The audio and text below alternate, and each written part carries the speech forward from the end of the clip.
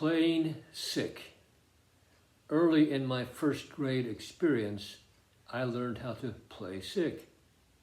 Mrs. Savin had given us a writing assignment and then laid her head on the desk to rest while she waited for us to finish.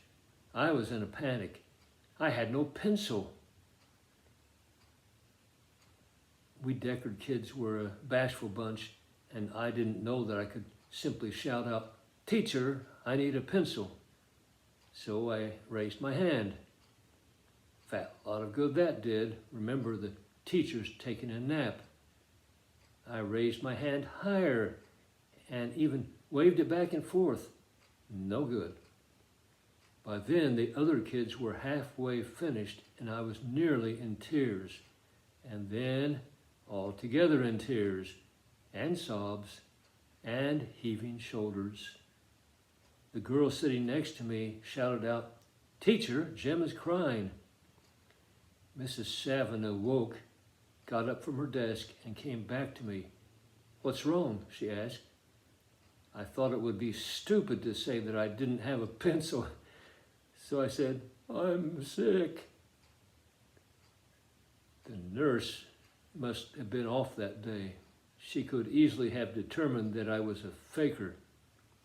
My teacher was too busy with the others to feel my forehead or ask me where I hurt, so she did the logical thing and called the janitor. He came and took me home in his pickup truck.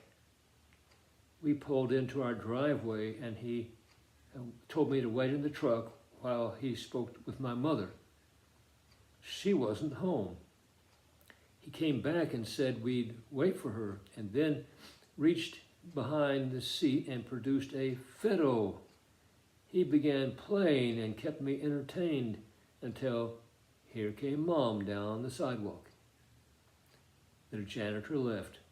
Mom and I went inside and I told her I was sick. She gave me some ginger ale and said it would make me feel better. I was feeling better already.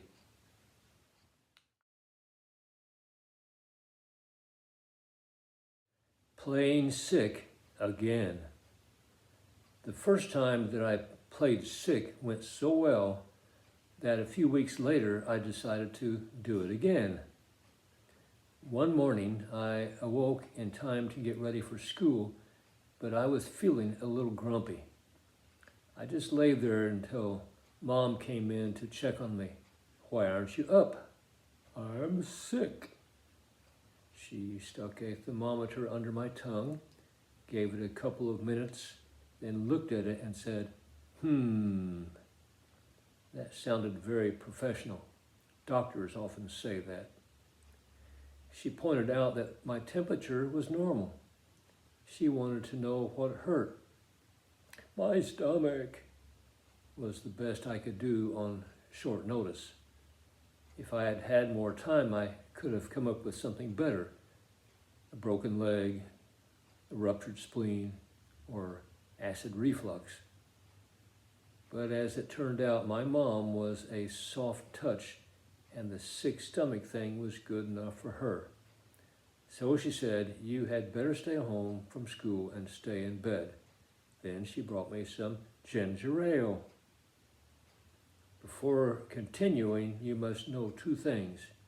First, my brothers and sister went to school 1 hour before me, so they didn't know that I was home sick, and they came home 1 hour before me.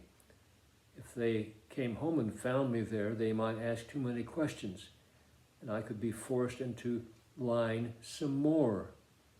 This lying thing was beginning to take a toll on my conscience, a very recent discovery in my young life. The second thing you should know is that I was not a very good actor. While I could convince someone at first that I was sick, I couldn't keep up the act for very long.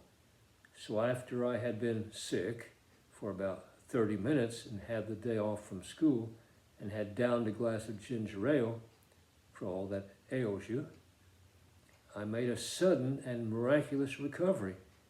I said, "Mom, I feel a lot better now. Could I get out of bed and play?"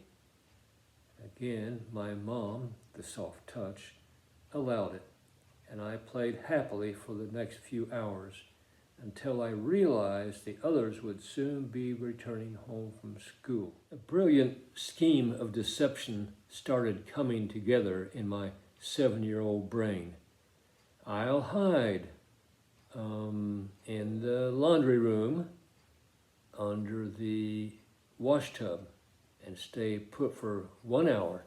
And then when it's time for me to be home, I'll sneak out into the backyard, then come in the back door, humming a little tune, and everyone will think that I just got home from school.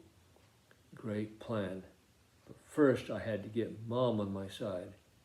She said she'd keep my secret, so I quickly moved into position as I could see the others coming across our backyard. I closed the laundry room door and slipped under the tub and held my breath. The back door opened, and in they came, filing into the kitchen, except for one who lingered for a moment outside of my hiding place. I heard the knob turning, and the door suddenly flung open. My heart was beating too loudly. Fresh air rushed in all around me as the tub was lifted up and a little liar exposed.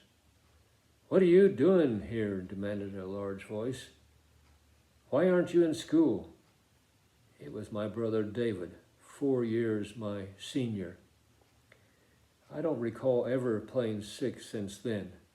The first time I got by with it, but now I was starting to learn some life lessons, such as tell the truth, and liars will go to hell, and be sure your sins will find you out.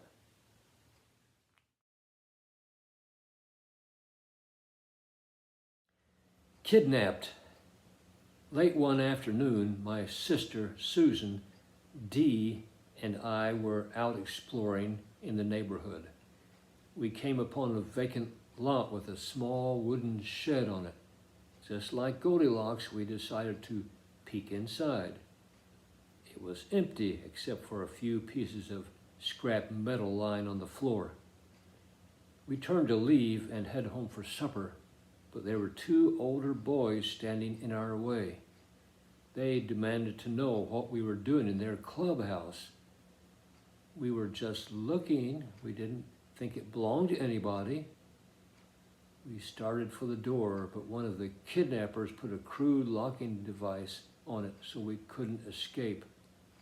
All 5 of us were locked inside. What now? Torture, perhaps? Chained to the wall with no food or water? Dee wasn't waiting to find out. He leaped for the door and kicked the lock off. One of our kidnappers pushed him back and replaced the lock. The other one grabbed a rusty iron pipe and threatened to hurt us if we tried that again. We were scared and hungry.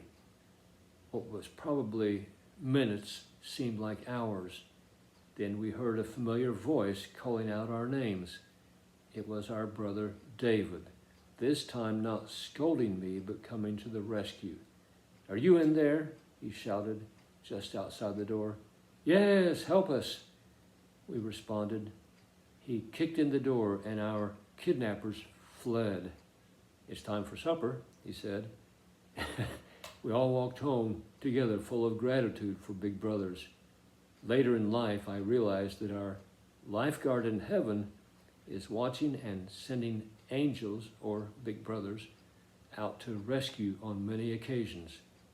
How did my brother even know to check out that shed in that part of the neighborhood? We never ever went there. I think that God told him to do it. Our hero, Brother David.